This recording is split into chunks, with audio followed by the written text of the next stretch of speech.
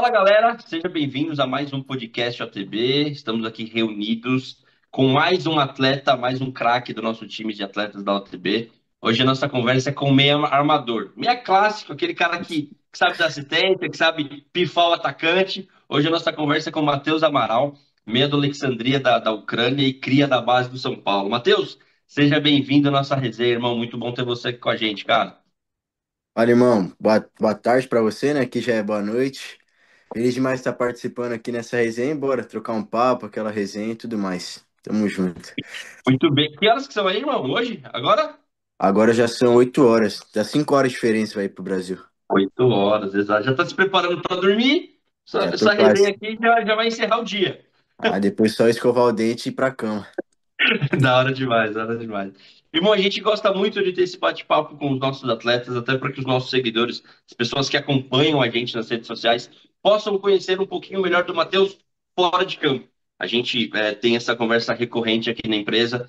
Muitas vezes o jogador ele é tratado como, cara, desempenho. Sua obrigação hoje, o Matheus ele tem que fazer gol, ele tem que dar assistência, ele tem que voltar com 3 pontos, mas não é assim que funciona. A gente gosta de conversar com vocês para apresentar para os nossos, para os torcedores, né, no geral, um pouco das suas raízes, um pouco de quem é o Matheus fora de campo. E aí eu tenho duas curiosidades aqui para trazer da nossa resenha, que o pai do Matheus, o Antônio Carlos, já participou de uma resenha com a gente há uns 3, 4 anos atrás, faz um tempinho. A gente conversou com os pais dos Verdade. atletas ali para entender como que é ser pai de jogador de futebol, que, cara, deve ser uma loucura. E o seu pai ainda tem um problema duplo, porque ele não é pai de um jogador de futebol, ele é pai de dois jogadores de futebol. E não é dois jogadores de futebol, um mais velho, um mais novo, não. Dois iguais. Você tem um irmão gêmeo. Então eu já Isso. quero começar assim, irmão. Como é ter um irmão gêmeo jogando futebol e que assim, detalhe, tá? Gabriel Amaral também é craque aqui do time ATB. Então, irmão, isso daí, como você disse, é uma loucura, né? Parar pra pensar que não é algo comum, né? Você não Exato. vê muito isso, mas é uma coisa que motiva, é algo legal, que eu gosto muito, particularmente eu curto muito. A gente cresceu jogando junto, né? Desde o futsal. A gente foi pro São Paulo junto também, só que daí aconteceu que eu fiquei, ele não, mas aí dá pra gente comentar mais pra frente. Mas é algo que também que motiva, né? Um vai motivando o outro, um vê o outro bem, ficar feliz com a vitória do outro e também fica, pô, se ele tá lá eu também quero, ficar aquela competição sadia entre irmão, né? Aham. Mas é algo bom, algo que a gente gosta e sempre levou muito bem, que somos muito próximos também e algo que sempre motiva cada vez mais. Cara, é muito legal porque, assim, vocês, obviamente, jogaram sempre contra também, porque teve o período que Sim. vocês estiveram juntos. Então, os embates foram sempre muito próximos, porque no Red Bull, você no São Paulo, as mesmas categorias. Como que é também enfrentar o seu irmão? Porque a gente sabe de todas as ligações científicas que existem entre os gêmeos. Como que é, cara, enfrentar o seu irmão, ter do outro lado? A sorte que vocês jogam os dois ali do meio para frente, então vocês não se É. encontram no campo, um não marca o outro. Mas como que é enfrentar o seu irmão, pai? Pô, foi algo diferente. Não aconteceu, acabou que não aconteceu tantas vezes por causa que o Red Bull foi formado mais recentemente, né? Que teve a compra, Sim. tipo, do Bragantino e tudo mais. Então, competições nacionais eles começaram a disputar mais pra agora pro fim do campeonato dos meus anos de base. Então, Uhum. a gente acabou se enfrentando, acho que umas duas, três vezes. E foi algo diferente, porque, como você disse, como eu disse também, a gente já cresceu junto, então a gente se conhece bem. Acabou que não teve tanto esse embate de um contra o outro, por eu ser meia, ele joga mais centroavante e tudo mais. Mas uma cena engraçada que eu lembro foi num amistoso que teve um pênalti, ele era o 10 do time deles, e ele que foi bater. E como eu já conheço bem ele, eu falei pro goleiro onde ele ia bater, o goleiro acabou pegando, e depois a gente ficou um falando com o outro. Que demais, cara. Que demais, que demais. Então você já deu aquela entregada, né? Pô, tipo, não, ele vai bater ali, já deu Ah, aquela já valorizada conheço, no como a time, gente né? já conhece. Eu já apontei e fiquei torcendo pra ele não mudar a batida, né? Que senão ele me compromete também, falando que eu tava querendo ajudar ele, pô. Que demais. E assim, vamos combinar que no time do final do ano da família, os dois jogam juntos e o time adversário sofre, né? Porque um Ah, isso 10 e um sempre. 9 complica, né, mano? Pois sempre a gente joga junto, até porque se jogar um contra o outro acaba tendo briga. Se jogando junto a gente já brigava bastante, um contra o outro aí a competição fica mais acirrada ainda. Que demais, velho, que demais. E eu lembro que na conversa que a gente teve com seu pai, Foi uma conversa muito, porque foi na época meio que da pandemia, se eu não me engano, voltando da Aham. pandemia assim. E, cara, ele falava das dificuldades, porque, pô, vocês em alguns momentos estavam jogando juntos. No Campeonato Paulista ele tinha jogos meio que cruzando no mesmo dia, no mesmo horário, e ele tinha que às vezes ter que decidir. Ele vai para Cotia te ver jogar. Eu acho que era em Jarinu, né, que ficava o Isso, CT antes eles do estavam Red lá, Bull. E no aí, antigo às vezes, deles. ele tinha que, puta, vai a mãe em um jogo, vai o pai em outro, vai ter que tendo que se dividir. Porque é aquilo que a gente falou, em alguns casos que a categoria é diferente, você consegue ter o equilíbrio. No seu caso, não tinha. Não, Era sempre eles. embate de horário, né? Era bem assim, eles combinavam cada semana ia um, ou depende muito de como meu pai e minha mãe estavam da semana mais cansado, por Jarinu ser mais longe, aí eles trocavam, mas tinha tudo essa logística que tinha que ser feito. O meu irmão mais velho decidia um jogo em outro, Sim. porque era esse embate de horário. Que da hora, velho, que da hora. Então, assim, irmão, a gente já conheceu, já viu esses embates familiares aí que tem entre você e o Gabriel. Inclusive, o Gabriel vai vir aqui também, a gente vai conversar com o Tem que Gabriel. marcar, tem E que aí a gente marcar. vai fechar o ciclo, né, pô? O seu pai, você e seu irmão, a gente tem ali o trio de ataque já da família Amaral para bater esse Meu pai não papo, sei né? muito não, não sei se tem essa bola toda, mas Ele fica dá só pra na ser os resenha, né? três. Ele fica só na Fica, resenha. fica só montando o time. Boa, boa, boa, boa. Irmão, agora vamos falar agora da bola. Vamos falar ali. Você hoje está na Ucrânia, a gente vai chegar para falar desse seu momento na Ucrânia, mas você fez a base no São Paulo. Conta pra gente um pouquinho como que era o Matheus, pequeno, Mateuzinho ali jogando bola, quebrando a janela da mãe. Como que foi a sua trajetória, irmão, até chegar ao São Paulo? Como que você chegou até a base do São Paulo? Então, como minha família, assim, né? Minha avó falava bastante que eu e meu irmão nasceu chutando, chutava bola dentro da barriga da minha mãe, podemos dizer assim, né? Fazia tabelinha desde Já cedo, fazia a né? tabela desde cedo. A gente gostou sempre foi apaixonado por futebol, sempre gostava muito de futebol, de ficar brincando dentro de casa. A gente ficava muito na casa da minha avó quando pequeno, então a gente jogava lá no quintal da casa dela, jogava com meu avô. Aí tem até história engraçada que falam que meu avô sempre falava que ia jogar bola porque ele via potência no meu chute com a esquerda, então já falava desde Que pequenininho. da hora. Aí, então foi isso, a gente cresceu jogando, só que minha família nunca foi muito ligada no meio do futebol. Minha família é muito da Sim, igreja, tudo mais, minha mãe, meu pai, então a gente nunca soube ao certo como que funcionava, questão de uhum, base, tudo mais de time, a gente sempre era um sonho distante, que a gente via na TV e nem imaginava. A gente pensava que jogar bola sim. era jogar em casa, tudo mais. Era Então, diversão mesmo, né? era diversão.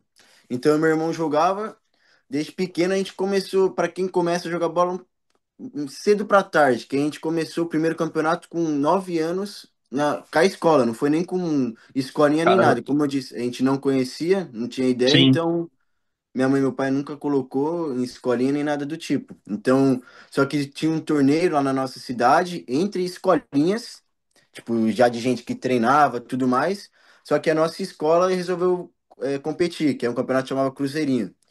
legal.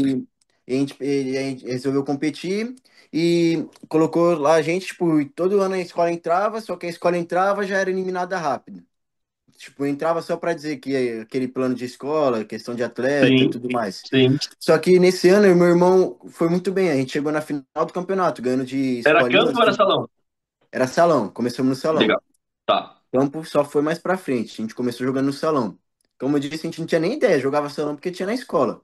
Aham. Então, a gente começou nessa competição com a escola de salão e chegamos à final. Era uma competição, querendo ou não, difícil na cidade, porque eram escolinhas que tinham jogadores que já treinavam desde cedo, jogadores federados no salão, que já jogavam Federação Paulista, tudo mais. E a gente conseguiu chegar na final. E daí chamou a atenção pelo fato de uma escola ter chegado na final e pelo fato de ser gêmeos que jogavam Sim, juntos, tudo mais. Então acaba sim, chamando um pouco mais de atenção, né? claro. Pelo fato de ser gêmeos. E foi quando a gente teve o convite para jogar no SESI, que era uma escolinha lá da cidade, e na Federação Paulista, né, a gente teve o convite de jogar pela cidade de Sorocaba, que Que na época legal. ainda não era nem Magnus, que hoje em dia chama Magnus, né? É Magnus Brasil Futsal. Quirim, não era? Não, naquela época ainda era ASF, Associação Sorocabana de Ah, Futsal. tá, tá. Então, nossa, é Não tinha bem antes da patrocínio gente, nenhum, então é bem no começo ali. bem no começo. Que era lá, tipo, eles jogavam a competição paulista, que o Rafael Cafu que nos chamou, que ele ainda tá na Magnus agora. A gente é Que muito grato legal, por ele. Grato pela que Thaís legal. também, que é nossa professora de escola, que colocou no campeonato, e o Cafu, que teve o primeiro contato. Ele chamou a gente, aí chamou meu pai, levou a gente para jogar lá no futsal, no SESI e na ASF, né? Foi quando Aham. começou mesmo de fato a ter esse contato de treino, de jogo, tudo mais. Aí, no primeiro ano nosso já do futsal, jogando Paulista, competições federadas, né? Uhum. A gente, como eu disse, acho que por ser gêmeo, não sei pela qualidade também, mas principalmente, acredito eu, por ser gêmeos, a gente já chamou muita atenção, que a gente foi muito bem também, porque era o primeiro ano nosso, tipo, Ô, no irmão, deixa eu futsal. te cortar, tem uma situação, tá? Eram gêmeos que jogam bola, que senão ia virar meme, né? Dois gêmeos ruins. É, Tem essa, esse daí chamava atenção por ser gêmeos, mas também porque eram muito bons, senão viraria meme hoje em dia. também.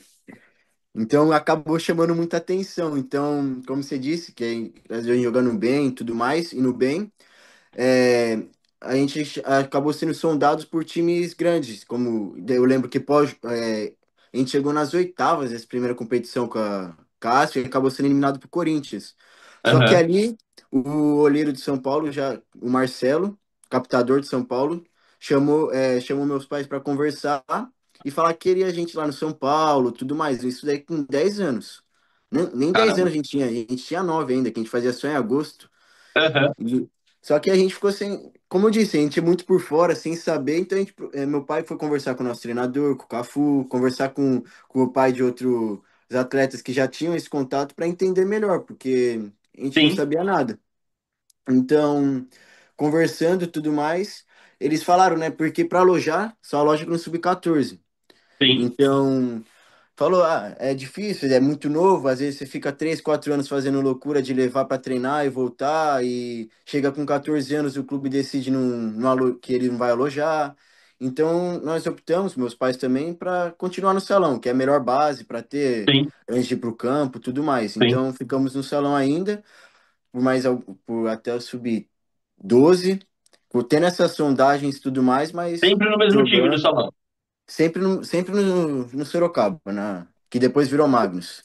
Sim, E sempre tem essa sondagem, Corinthians, Palmeiras, do São Paulo, só que continuando no salão, por causa que sim, dessa dificuldade também, que a gente é de Sorocaba, para ir para Cotia, por mais que é perto, ficar indo 3, 4 vezes por semana tem um gasto, tem todas essas coisas. claro, claro. Então a gente ficou no salão. Aí chegou no Sub-12, a gente ganhou títulos, tudo mais, né? Todas essas coisas.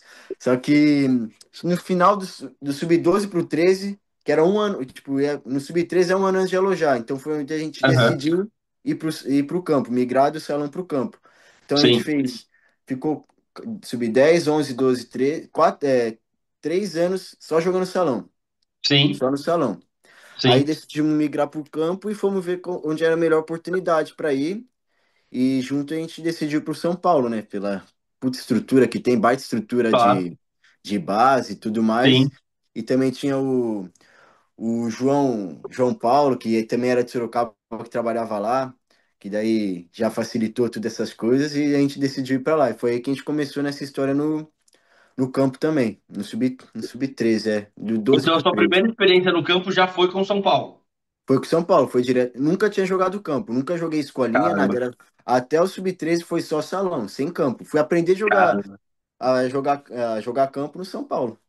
Caramba, que da hora, cara, que da hora. Porque assim, a gente sabe que muita gente valoriza e realmente tem que ser valorizado a formação no salão, mas Sim, geralmente tem essa integração, né? A gente hoje tem aqui atletas do sub-11 até do sub-10 que fazem essa integração, que jogam no São Paulo no sim, futsal e por não ter tanta competição apenas treinam no campo, para já ir tendo essa familiaridade. E vocês não, vocês fizeram quase que o contrário, vocês seguiram sim. durante muito tempo no salão e aí já deram o primeiro chute mesmo no campo já com a camisa de São Paulo. Que legal, cara. E sempre como meia no campo?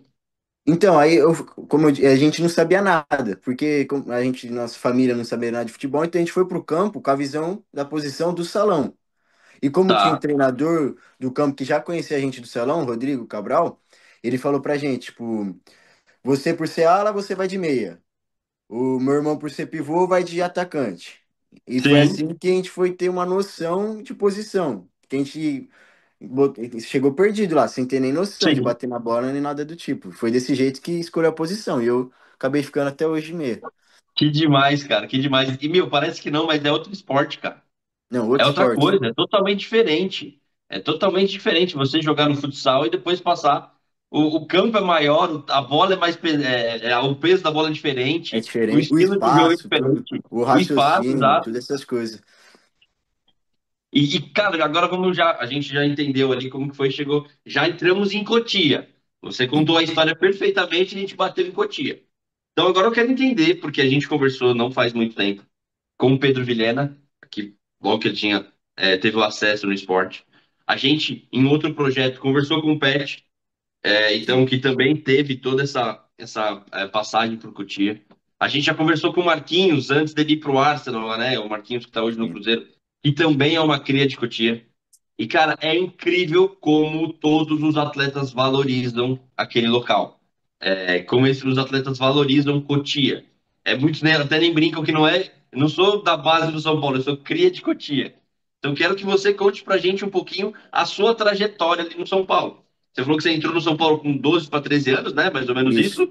E ficou, cara, praticamente sua categoria de base. Praticamente não, a sua base inteira lá. Conta pra gente um pouquinho, não, como foi estar em Cotia e viver aquele mundo, aquele sonho para muita gente. Então, como você disse, como todos os atletas que passam elogiam lá o centro de treinamento, que é absurdo. Eu lembro que quando a gente chegou lá, com 12 para 13, né, a gente foi fazer um tour, fiquei abismado, né, com a qualidade que a Perdido lá infraestrutura, dentro. perdido até, como era pequeno, fica até perdido, a quantidade de campo, a estrutura realmente do local podemos dizer que é uma cidade ali, porque tem Sim. tudo, tem alojamento, tem auditório, tem o refeitório, tem tudo. Então, é uma infraestrutura absurda. Então, minha base toda foi feita lá, como você disse, e eu só sou grato. É o que muitos falam, e aí a gente começa a dar mais valor, tipo, e ver realmente a estrutura quando você tá fora. Porque é uma estrutura absurda. A qualidade dos treinadores, a qualidade do campo, a qualidade da alimentação, da estrutura, dos profissionais por trás. Então, eu sou muito grato pelo clube por toda essa trajetória que eu tive lá dentro, né? E lá foram quantos anos de São Paulo?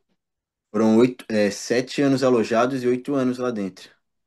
Cara, O primeiro ano com o Sub-13 eram 3 a 4 vezes na semana, bate e volta, né, para treinar. sim. Depois no 14, do 14 até o Sub-20, metade do 20 lá dentro alojado. Alojado. Então, dos 14 aos 20 anos, você morou dentro de Cotia. Morei lá dentro. Cara, uma coisa que eu gosto muito de bater na tecla, e eu sou meio chato às vezes no nosso podcast, quando a gente fala com um atleta, porque eu acho que vale a pena ser valorizado a dificuldade que é você estar alojado com Sim, 14 anos.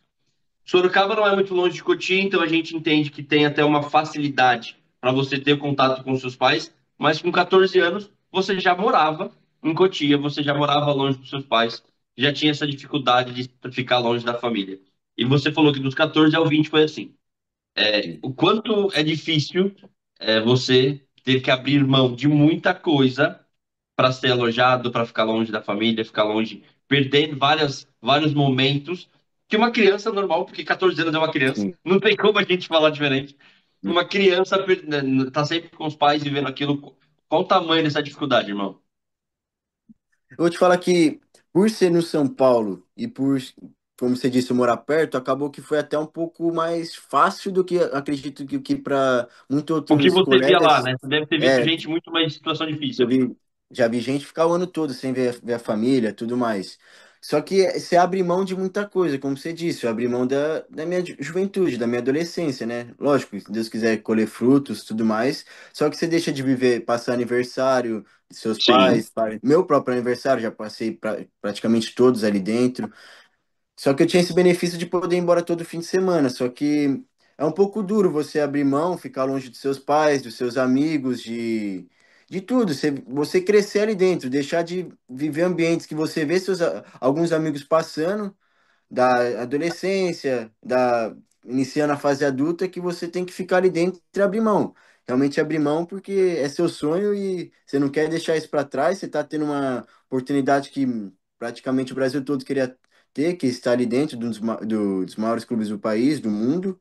Então, é bem difícil abrir mão dessa parte humana, né?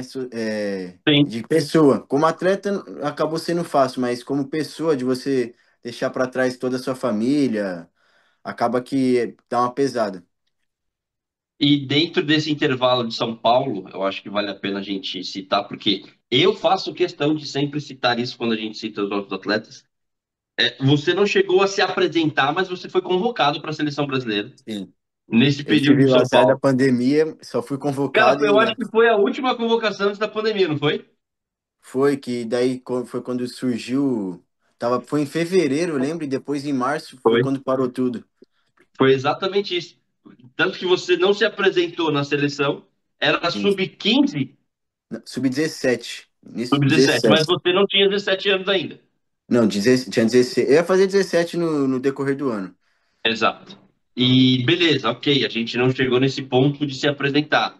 Mas, cara, me conta, como que é abrir a informação, a mensagem, o site, enfim? Como que é saber que você foi convocado, irmão? Qual é a sensação? Pô, eu nem acreditava, né? Primeiro que eu nem sabia que ia ter convocação, né? Que a gente viu os outros atletas sendo convocados. Eu tava fazendo um bom ano, fazia já umas temporadas boas ali na base, só que você via outros meias sendo convocados, nem passava na minha cabeça ser, que eu tinha tirado da cabeça. Aí eu lembro que eu acho que eu tava indo jantar lá no CT, me mandaram mensagem mostrando a convocação e vieram me dar parabéns. Aí eu sem entender nada, achei que estavam Achou brincando que era zoeira? comigo. Achei que era, sabe como que é o meio, ainda mais um monte de moleque junto. Sim. Aí depois eu fui ver mesmo, pesquisar e vi que meu nome tava lá, a ficha não caiu. Eu fiquei, até realmente se associar, eu fiquei sem acreditar, porque você nasce, quando você começa a ter noção de futebol, seu sonho é vestir a camisa Claro. da seleção. Quando veio isso, eu fiquei sem acreditar, só agradeci a Deus e tudo mais e demorou uns dias pra ficha cair, podemos dizer assim. E isso, cara, eu acho que só reforça a sua qualidade em campo. Porque, para mim, ser convocado em qualquer instância para a seleção brasileira mostra que dentro daquele período você era um dos melhores 25 jogadores na sua Sim, idade. E isso mostra a qualidade. E você é um cara que a gente percebe, por já estar um tempo trabalhando junto, né? Já faz quase 4, 5 anos que a gente está junto, a sim. gente percebe. E aí eu vou dar uma tietada aqui, tá? O quanto craque você é. É absurdo. É absurdo. Valeu. Você não. Você é mais humilde. A gente percebe que você fala até com uma certa humildade. Mas, irmão, a hora que você entra em campo, a hora que a bola tá no seu pé, você acha umas coisas que eu falo: que é isso, cara? Como que ele conseguiu fazer isso? Eu acho que, não sei se você se entende assim, mas uma das suas principais características é essa, né? É o passe, é a pifada, Sim. essa visão de jogo, né? Porque agora não é o momento de ser humilde, tá, irmão? Bola você sabe jogar, né? Não, mas eu acho que é exatamente o que você falou. Acredito que minhas principais qualidades, acho que a principal virtude é o passe mesmo, a questão de ver onde meu companheiro tá, entender, fazer a leitura do jogo e poder deixar o que eu mais gosto, né? Deixar o companheiro na cara do gol, podemos dizer assim. Quem Que que é a sua principal referência, irmão, no futebol, assim, pensando nas características de jogo? que eu via muito assim o Kaká, né, que ele ainda é um pouco mais do arranque, mas também era um meia. E o que eu gosto, o que ainda tem atividade que eu gosto muito pelo que eu gosto do estilo de jogo é do Ganso, Paulo Henrique Ganso, que eu vejo um pouco o futebol nele, que você não vê um cara tão tipo, intenso algumas partes, mas mesmo assim a gente sabe da intensidade que ele tem. Sim. Só que da qualidade de estar sempre um passo à frente, da inteligência para jogar, de ocupar um espaço, de dar um passe, de um passo para o lado, deixar o companheiro melhor posicionado porque o marcador veio pegar ele, veio marcar ele. Então eu acredito que é um jogador que eu me inspiro muito. É o que a gente comenta, é um jogador cerebral, né? É um jogador que Cerebral, pensa a sim. jogada muito antes da bola vir, ele já sabe o que ele vai fazer obviamente que você se encaixa muito nessas características. Uma dúvida total, porque eu me perco muito nesse sub-20, sub-17, Hum. sub-18 da vida. Você pegou o Alex como técnico? Cheguei a treinar com ele um ano, o último ano dele lá no São Paulo. Também é um cara que eu me inspiro muito, eu vi os vídeos dele e a visão de jogo, e ainda mais trabalhando com ele, ver a inteligência, a qualidade, é assustador. Eu ia falar exatamente isso porque, obviamente que não é ele parou mais cedo, né, em relação ao que você viu jogar e tudo mais pela conta da idade, mas ele é um jogador, ele era um jogador assim, um jogador cerebral, um jogador que, cara, na minha época eu cansei de ver. Ah, o Alex é lento, o Alex não faz o jogo Não, fluir. Cara, é bizarro, é bizarro. As pessoas chamando o Alex de lento. O Ganso hoje sofre muito com isso, que o Ganso é lento, mas ninguém sabe quando ele vem no zagueiro, pega a bola e coloca o atacante sim. na cara do gol. Não precisa de velocidade em alguns momentos do jogo. É mais essa questão do jogo cerebral, do jogo pensado, né? E acho que o futebol hoje em dia, querendo ou não, tá caminhando para uma parte mais intensa, física, que você tem que acompanhar, né, para jogar, mas você olha esses jogadores e você vê a. Você pensa que futebol é fácil, né? A inteligência Exato. de dar um passe, de fazer um movimento, e eu acho que isso muitas vezes acaba faltando e acaba passando despercebido, que é como você disse, levam esses atletas como jogador sem velocidade, jogador sem intensidade, mas quem realmente entende de futebol vê a genialidade desses atletas. E em muitos casos, cara, você vê, não sei como que tá a base hoje, né? A gente acompanha mais os nossos atletas do que no geral, Sim, mas muitos atletas hoje, talvez você, se estivesse surgindo hoje, a chance de você virar um volante seria grande. Porque eles acabam recuando um pouco o jogador com as sim, suas características, porque eles querem um camisa 10 que vá para a ponta, que tem um contra um, e aí acabam perdendo o camisa 10 clássico. Hoje a gente tem jogo da seleção brasileira, sim. onde nós não temos, e é engraçado que nós não temos os Amaral em campo, porque não temos um 10 e não temos um 9. Hoje o Sim, Brasil vai jogar sem 10. O Brasil não tem 10, nem sei desde quando. E o Brasil também não tem um 9. São posições que falta muito hoje no futebol, né? É difícil você ver um jogador com as suas características, com as características do seu irmão, que ele é um sim. 9. Ele é o 9 do pivô, né? Ele gosta de fazer aquele estilo de jogo. Hoje em dia tá em falta, né, cara? Esse camisa 10 igual você. Eu acho que tá em falta mais ou menos pelo que eu falei também, por causa que o futebol tá indo por um lado muito mais a intensidade, né? E se você não buscar acompanhar, acaba ficando para trás. E esses jogadores que pensam mais o jogo, como você disse, acaba sendo cada vez mais recuado para saída de bola. E Sim, eles preferem muito mais, como você disse, um 10 que às vezes não é um 10 que é um cara que marca mais, ou um 9 que pressiona mais, que vai dar esse não vai deixar o zagueiro sossegado, que vai pressionar, do sim. que montar um estilo de jogo para esse jogador, que eu acho que é o que tinha muito antigamente, e o futebol tá migrando, né? Já migrou para um outro estágio, podemos dizer assim. Cara, muito legal que você falou que você já me deu um gancho muito bom aqui pra gente falar da sua transição. Você sai do São Paulo, ali na base, fez a base toda no São Paulo, conforme você disse, ali até o sub-20, jogando copinha e tudo mais.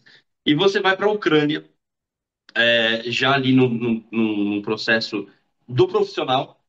E primeiro, antes da gente falar dessa transição, eu quero entender de você qual a sua, o que você viu de mais diferente. A gente está falando do estilo de jogo, de intensidade, etc. Qual que, na sua opinião, é a principal diferença do futebol jogado no Brasil para o futebol jogado na Ucrânia e jogado na Europa? Acho que fica até um pouco clichê falar, mas acaba que é, de certa forma, a intensidade do jogo, a velocidade da bola, a velocidade da marcação. Eu acho que isso muda muito. No Brasil, a gente vê um jogo bonito, intenso, só que na marcação você vê um pouco mais de fechar linha de passe, tudo essas Sim. coisas. Na base não tanto, no sub-20 já é um jogo bem intenso também. Aham. Mas aqui na Europa é o tempo todo, essa intensidade de pressionar, ainda mais no time que eu tô aqui, o Alexandria, é o tempo todo pressionando o adversário, buscando, lógico, fechar a linha de passe, mas estar em cima, não dar sossego pro adversário, também circular a bola rápido para sempre tentar agredir. Acho que é essa intensidade que muda muito aqui para Europa. Muito bom, cara. A gente já entendeu aí sobre o seu estilo de jogo. Agora eu quero saber a mudança, a transição. Porque você não está saindo, você saiu do Brasil para ir para a Ucrânia, um país em guerra. Então eu imagino Sim, que milhares de coisas passaram na sua cabeça naquele momento para tomar aquela decisão. A gente sabe que o jogador ele vive de tomada de decisão. sim. Você é um jogador que acabou de falar que em campo É. você é mais cerebral. Então chegou a hora de tomar uma decisão extremamente importante fora de campo. Conta pra gente um pouquinho desses, digamos, bastidores. Como foi sair do São Paulo e aceitar o desafio de ir para a Ucrânia? O bastidores acabou que já tava mais ou menos, ficou uns 6 meses nesses bastidores, podemos dizer assim. Sim, eu lembro. Porque eu lembro que após a copinha do ano passado eu já tinha conversado com vocês e tudo mais não só da vontade, mas também da necessidade de sair para trilhar, começar essa carreira profissional, tudo mais. E Sim. o Zala falou que teve esse interesse daqui do clube, só que como a janela estava fechada, eu continuei trabalhando no São Paulo, aconteceu algumas coisas que não vem ao caso, que acabei não gostando, tudo mais. Só que daí já estava tudo alinhado para a próxima janela já já ter a proposta que vier, né, a gente conversar sobre. Então eu Aham. lembro que abriu a janela, o Zala já me mandou mensagem falando dessa possibilidade que estavam negociando e tudo mais. E eu lembro que bem na época, acho que um mês antes, eu nem tinha dado um mês, tinha trocado o treinador no São Paulo, no Sub-20. E Sim, ele falou que contava comigo, que eu ia jogar com ele, e realmente é o que estava acontecendo. Ele me deu confiança, um treinador que eu sou muito grato, né, que é o Alan, que ainda está lá no Sub-20.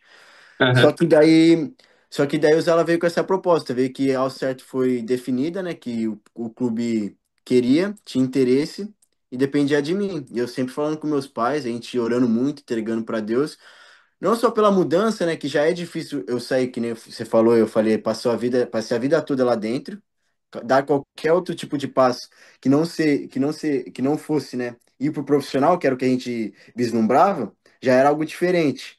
sim, Mas ainda mais por essa situação de guerra, a gente orou muito e entregou para Deus, para que se fosse feito realmente a vontade dele, que ele tirasse qualquer obstáculo do caminho. E sim. acredito que foi isso que foi acontecendo, porque a partir do momento que o Zela falou e eu dei o sinal verde, podemos dizer assim, aconteceu muita coisa. Acho que foi quase 2 meses de negociações, que o São Paulo botava uma cláusula, o clube aceitava, o São Paulo às vezes vinha com outra cláusula. Sempre Sim, uma dificuldade para sair, porque querendo ou não, faz parte das negociações, né? Nenhum clube quer sair claro, perdendo também. claro. Então ficou nesse jogo durante 2 meses. E a gente sempre orando, entregando para Deus, minha mãe, meu pai, se for da tua vontade, que abra o caminho, abra as portas. Tanto, até que acho que já estava para fechar, faltava uma semana para fechar. A gente naquela apreensão, pensando, não era vontade de Deus, porque o país está em guerra, Aham, Deus sim. é melhor ficar aqui. Veio o aval, São Paulo liberou, conseguiram um acordo, pegou e falou: vai, você vai. Aí pegou e foi onde veio a notícia, né? Foi tipo um susto, mas ao mesmo tempo fiquei contente, porque era o que eu queria, o melhor para o meu futuro, né? Ingressar em profissional e também pelo tanto de duração que a gente fez, não tinha dúvida que era o melhor para mim, para minha carreira, e que Deus estava de acordo, era o que ele queria. Que demais, cara, que demais. É muito legal ver essas histórias. E assim, a gente hoje, vou até puxar a sardinha para o nosso lado, porque a gente já conversou com ele aqui. Vamos conversar de novo em breve. Você você tá lá com o dono da Ucrânia, né? Hoje você joga com o dono da Ucrânia no seu time. Ah, Então eu esse imagino que é o ele. E melhor do o país, cara ele né? consegue fazer os ucranianos virar carioca, que não é que ele tem alguma coisa. Então Não, eu quero ele tem entender também um algo. pouquinho dessa parceria. Como foi essa recepção do Juan? Como é essa troca entre vocês dois que a gente vê ali nas redes sociais entre vocês, que tem uma troca muito legal. Ajudou na adaptação ter o Juan aí com você? Ah, sem dúvida. Ele foi, quando teve pintou essa proposta, né? Foi o Pedrinho me mandou usar também o contato dele. Eu já entrei em contato para saber da situação da guerra, tudo mais. Ele me passou Você tudo conhecia ele certinho. antes? Não Você lembra de ter conhecia. enfrentado ele em nenhum momento? Acabou que eu nunca enfrentei, porque ele era do Vasco, né? Eu de São Paulo, ele é um ano mais velho também. Acabou que eu nunca acabei jogando Tá. contra. Mas aí ele me passou, a gente nem se conhecia, mas daí entrou em contato, conversou, tudo mais. Só que a partir do momento que eu cheguei, ele me abraçou de uma forma e também por essa, acredito que parceria, só estamos entre nós, né, estamos fechados, que eu me senti muito acolhido e a gente criou uma relação muito forte e rápida, podemos dizer Que assim. legal. Tô aqui faz 5 meses e a gente já tem uma amizade, acredito eu, muito forte, que ele me ajudou sem dúvida, acho que se não tivesse ele, também tem outro brasileiro, o Giovanni, um português, o Miguel, que acho que se não fosse eles eu não ia sustentar ficar aqui, porque é uma Sim. cultura diferente, tudo diferente, guerra, e me abraçaram de uma maneira, o Juan em especial me ajudando em tudo também, já ele até tinha dito que já tinha passado para vocês que o brasileiro que chegasse ele ia abraçar porque ele sabe da dificuldade que é passar por aqui, e Se eu dito e não me engano, feito. cara, ele foi um dos primeiros brasileiros a chegar na Ucrânia na época da guerra, assim. a Ucrânia foi todo mundo embora, né? Na época da Sim. guerra, foi todo mundo, os brasileiros foram todo mundo embora, e ele foi um dos primeiros a voltar para a Ucrânia. Então, eu acho que ele sabe realmente a dificuldade, e é por isso que talvez ele tenha te abraçado como ele te abraçou. Foi, abraçou de um jeito e eu sou muito grato. Falo para ele. E é um cara que merece isso, que tá colhendo o que plantou, podemos dizer assim. Trabalhou muito, já sofreu muito aqui também. E é um cara de coração gigante que merece tudo que tá conquistando. Cara, e assim, a gente não pode ficar dando chute, porque aí isso que eu vou falar agora é um chute, mas. E aí nem vamos entrar em todos os detalhes, porque nem todos os detalhes precisam ser ditos, então. Mas assim, eu lembro que quando você chegou, você não chegou jogando, você acho que passou por um processo de adaptação, né, no clube, no Alexandria, e isso me lembra muito o que passou, o que aconteceu com o Juan. Hoje a gente vê o Juan sendo decisivo todo jogo. Hoje o Juan, ele, puta, as notas dele, os gols, as assistências, mas ele também passou por um processo de adaptação no clube. Então, assim, puta, Bruno, você vai dar um chute? Vou dar um chute. Eu acho sim que isso pode acontecer contigo. Porque, assim, já foram alguns meses de adaptação. Se eu não me engano, você já entrou nos dois últimos jogos, já Foi. ganhou minutos no profissional. E, cara, eu sou fã do seu futebol especificamente, porque eu adoro Tamo esse junto. jogador clássico, esse jogador cerebral. Então eu já fico imaginando o Batatinha correndo igual um louco e você lançando ele.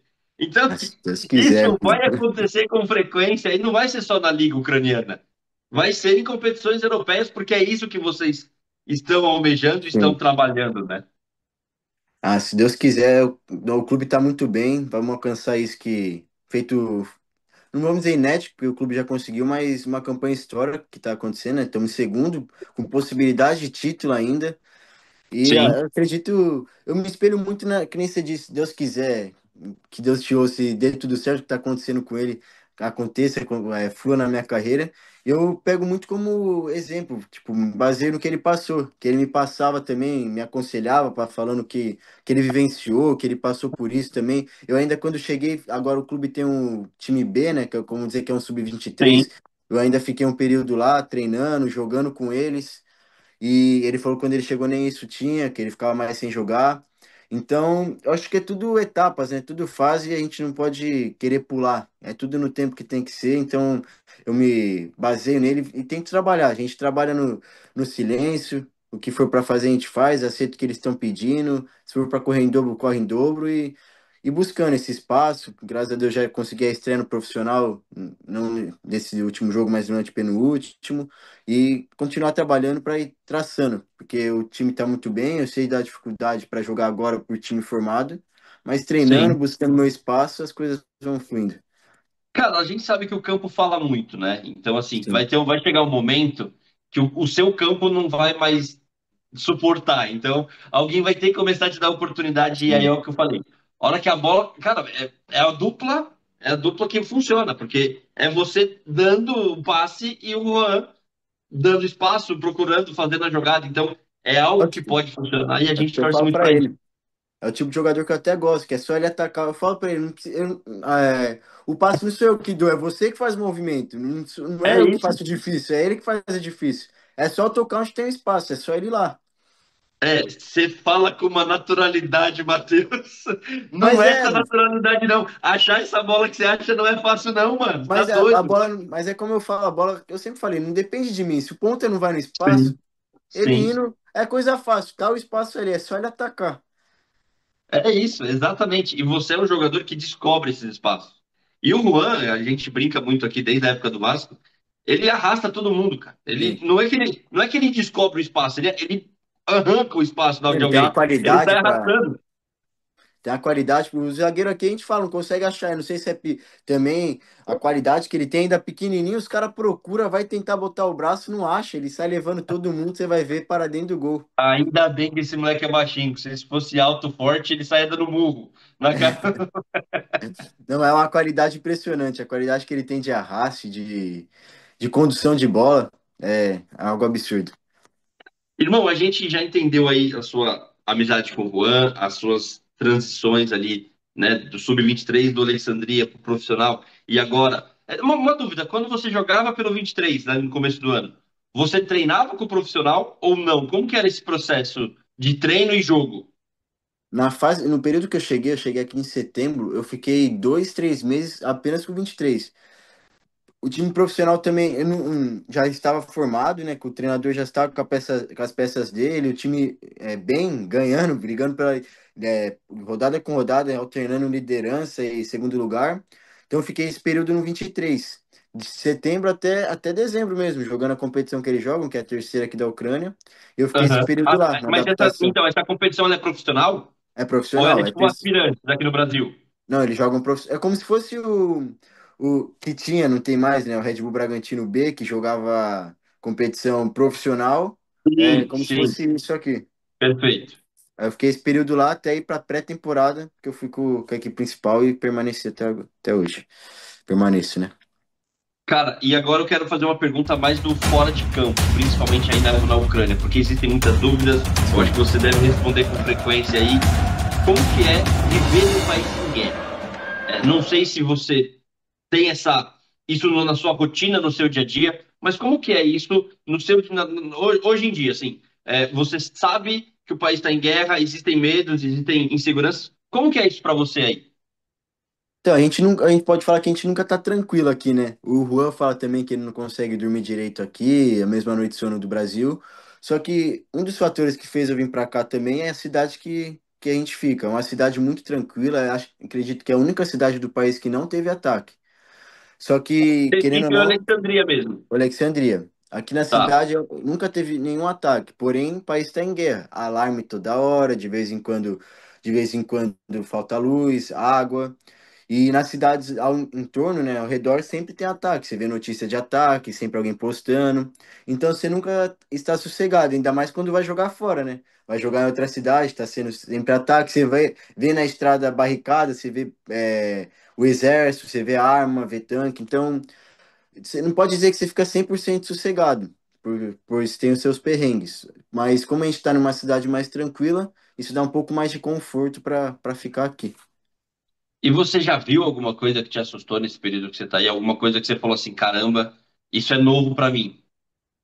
Ah, eu lembro quando eu cheguei, é que graças a Deus eu sou um cara muito tranquilo. Então, tipo, entrego sempre minha vida para ele, o que for para ser, a gente Sim, acredita perfeito, que vai perfeito, acontecer. Mas eu perfeito. lembro que quando eu cheguei aqui, de cara você já escuta alarme, Tá. que perigo aéreo, e tudo mais. Então já toca o alarme. Então já me assustei. Demorou uma semana assim para eu me adaptar.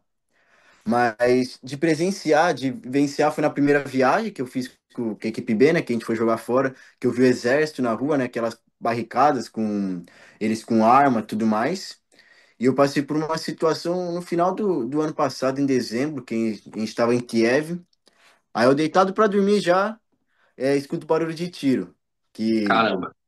que daí é que. Aí o capitão do time B me mandou mensagem falando que era para eu ficar tranquilo, que a defesa tinha derrubado o drone.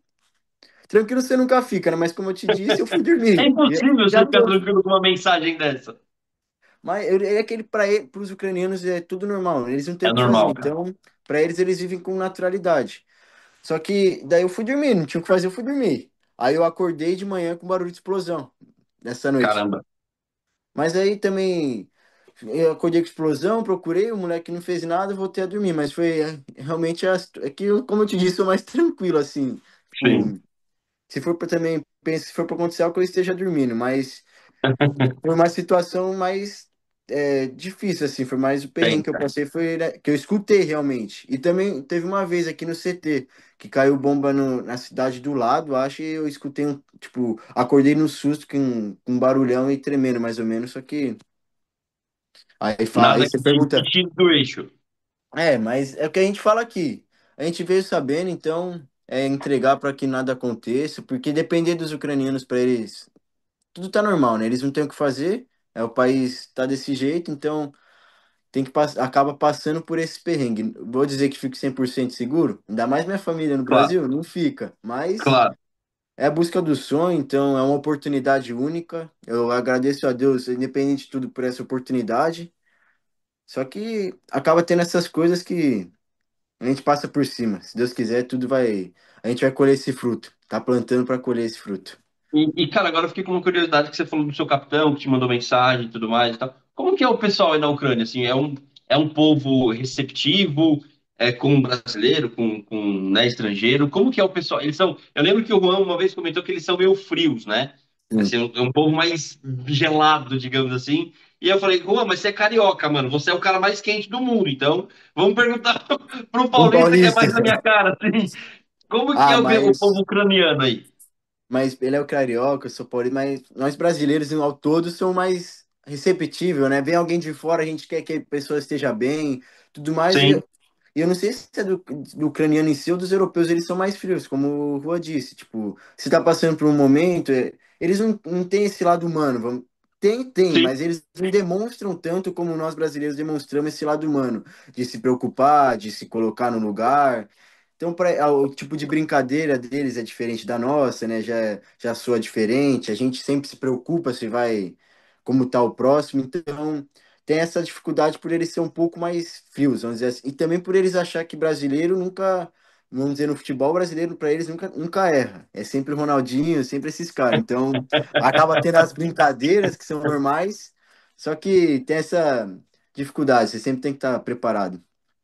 Legal, legal, legal. Irmão, a gente já está caminhando para uma reta final aqui. Agora eu quero tirar a chuteira. A gente conversou inteiramente aí, já deu para entender um pouquinho do Matheus, do Meia, do cara que passou pela base de São Paulo, que jogou no futsal lá em Sorocaba, que está ganhando seu espaço e construindo sua história na Ucrânia. Agora vamos tirar a chuteira.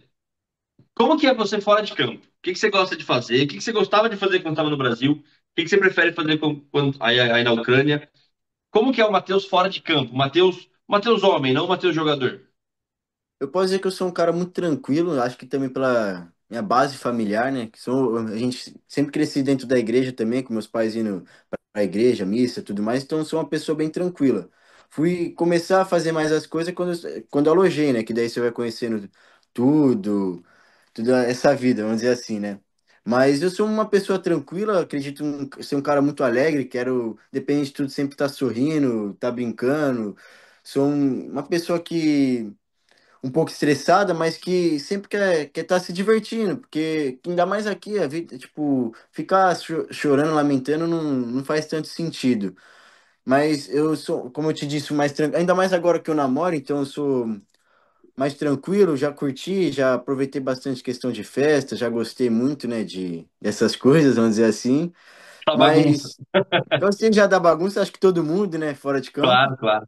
no momento certo, oportuno, mas ainda mais agora, caminhando para a fase profissional, você vai amadurecendo. Sou um cara mais família também, sempre fui muito próximo da minha família. Todo fim de semana, quando estava no Brasil, estava com eles.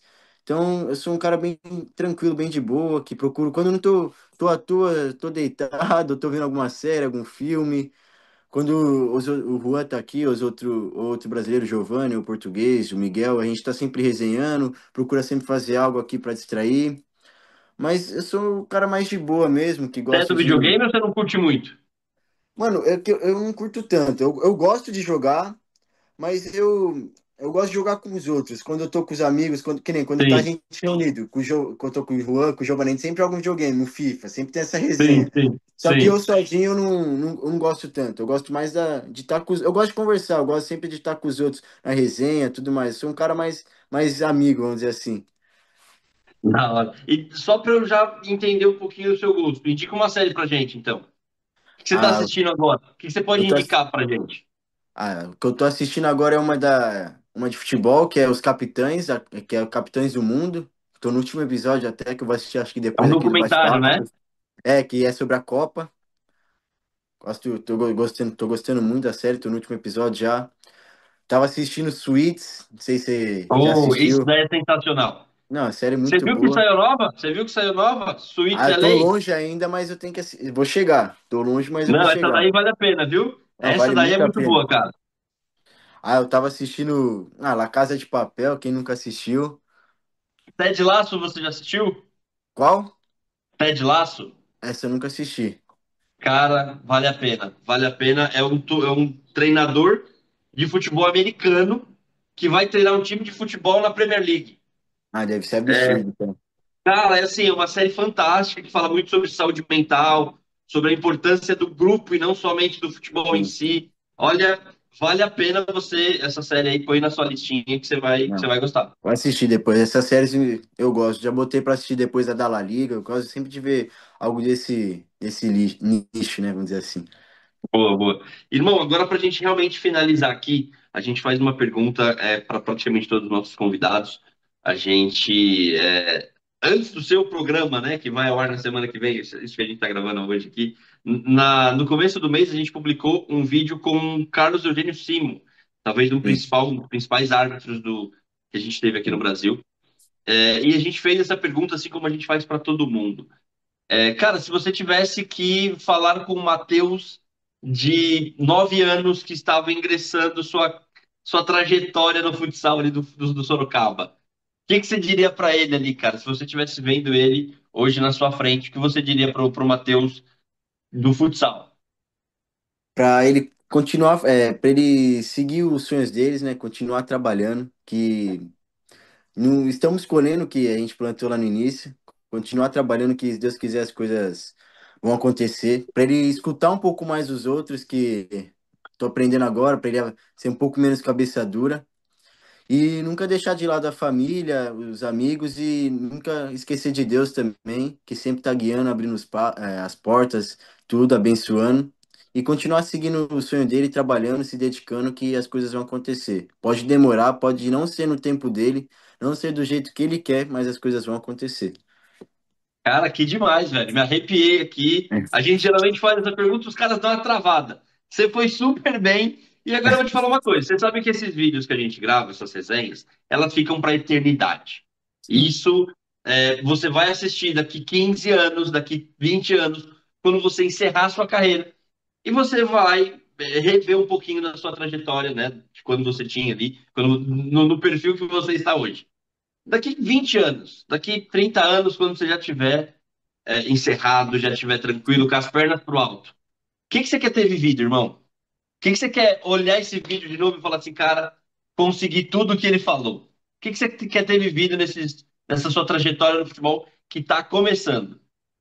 Ah, eu deslumbro muito, como meta eu tenho, né? Jogar nas cinco principais ligas aqui da Europa, né? Eu almejo isso e acredito que dá. Trabalhando duro, com fé em Deus, vestir a camisa da seleção brasileira, né? Representar meu país. Eu quero me aposentar sabendo que eu vivi o futebol ao máximo, me dediquei ao máximo, consegui realizar esses objetivos, de chegar nas principais ligas, de disputar uma Champions League, de vestir a camisa da minha seleção, por que não ganhar uma Copa do Mundo? Com certeza. E sair de olhar para trás e ver, você conseguiu, você alcançou o que você queria. Você pode não ter conquistado tudo o que queria, profissionalmente, porque não só depende só de mim, futebol é algo Sim. coletivo. Mas você sai daqui satisfeito. Olha para trás e fala, você deu ao máximo, brigou, lutou, se dedicou, fez o que tinha que fazer. Se alguém te atrapalhou, independente, você fez o que tinha que fazer para buscar, para tentar alcançar seus sonhos. E isso eu quero olhar e ver e não ficar arrependido, falar, pô, fiz corpo mole. Não, eu tentei, eu me dediquei. Por falta de esforço, não foi. É isso que eu quero olhar para trás e ter certeza que eu me dediquei ao máximo. Que demais, irmão, que demais. Fico, assim, torcendo muito para isso. E a gente que trabalha com vocês, a gente torce duas vezes. Porque a gente sabe que o sucesso que você colher, É um sucesso. a gente acaba documentando isso de alguma forma, né? A gente usa muito essa expressão aqui, que a gente, a OTB, a gente não inventa história.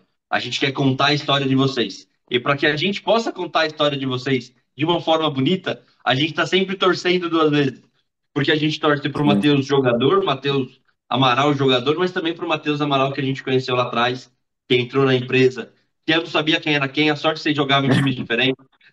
quando, quando eu mandava, se você trocasse de camisa com seu irmão, você ia me dar um problema. Pô, Não skate é vivi vocês diferente, dois no pô. mesmo time. Skate não é parecido ainda, pô. Ah, É. cara, para mim, James é sempre complicado, velho. É que Mas agora vocês estão ficando mais diferentes. Mas agora antes, mano, sim. vocês eram mais. Vocês enganavam bem.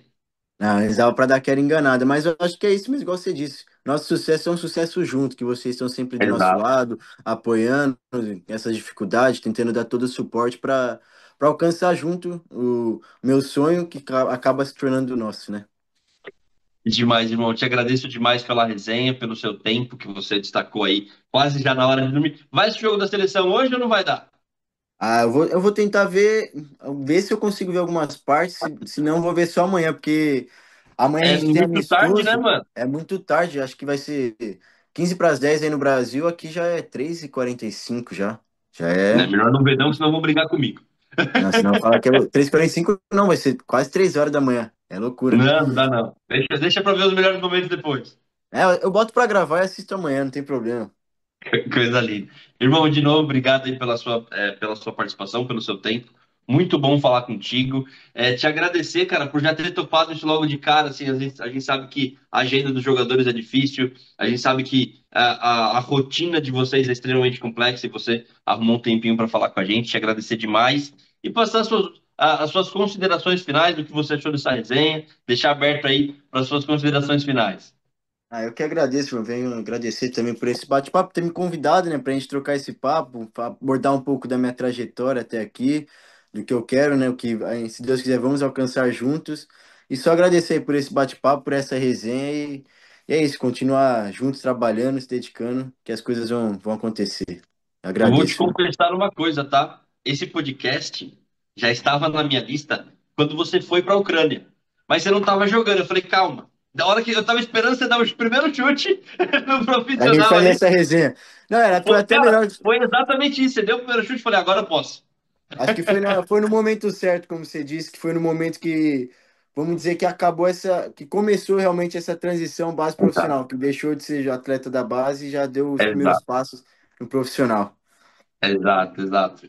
Galera, você viu aí que o Matheus tem história, o Matheus tem resenha, foi muito bom falar com ele. Tenho certeza que vocês gostaram e que vocês passaram a conhecer um pouquinho mais desse nosso camisa 10. Agradecer quem ficou até o final e vou fazer aquele esquema que o Alec, que não veio, que não está com a gente hoje, faz melhor que eu.